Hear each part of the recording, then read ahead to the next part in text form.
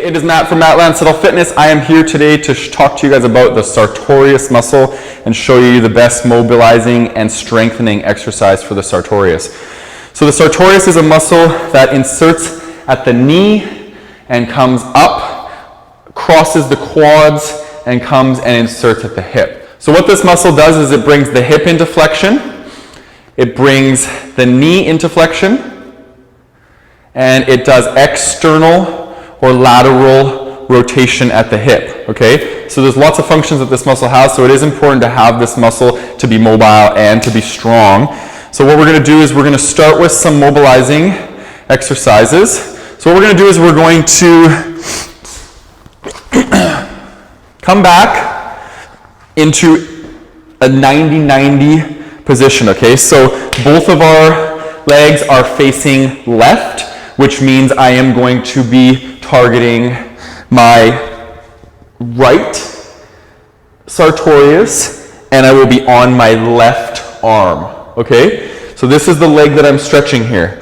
So what I'm going to be doing is I'm going to be rounding forward and bringing my glutes into a flex position. So I'm squeezing my glute and I'm turning over my body, okay? So my Sartorius is pretty good, otherwise you would see this. You'd see my knee lifting, okay? But I'm able to bring my knee down onto the mat or onto the ground, so my Sartorius is fine, right? It should be, because I've strengthened and I've mobilized this muscle quite a bit. So if your knee is up like this, be mindful that the goal is to try and bring it down to the ground.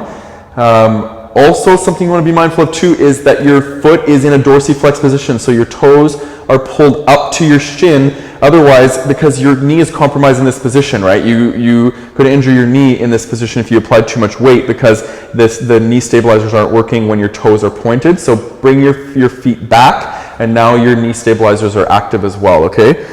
So that's going to be your mobilizing stretch.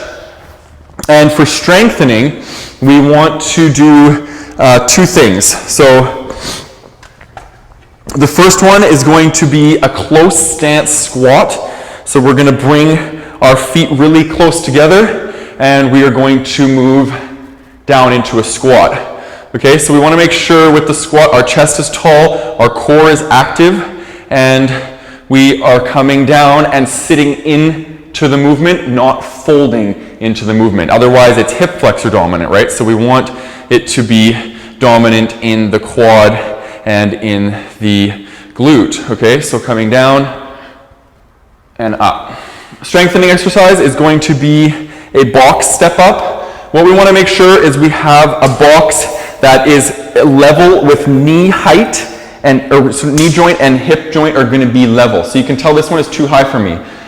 So it's angling like this. So this would be a nice size, but you can tell I have to go on my tippy toes, right? So I'm going to use this box just to show you guys what it will look like. So we're going to step up, and I'm going to bring the knee up. Whenever I do a step up, I always like to bring the knee up and create stability while I'm doing the strengthening as well, right? It's very functional to do it that way. So we're going to step down.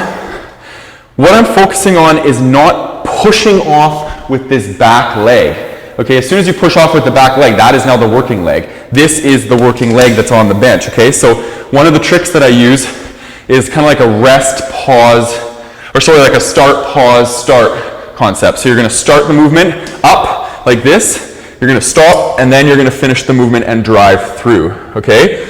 And what you're doing there is you're eliminating momentum, and you're finishing the movement with muscular tension, not using inertia or momentum to help you complete the movement.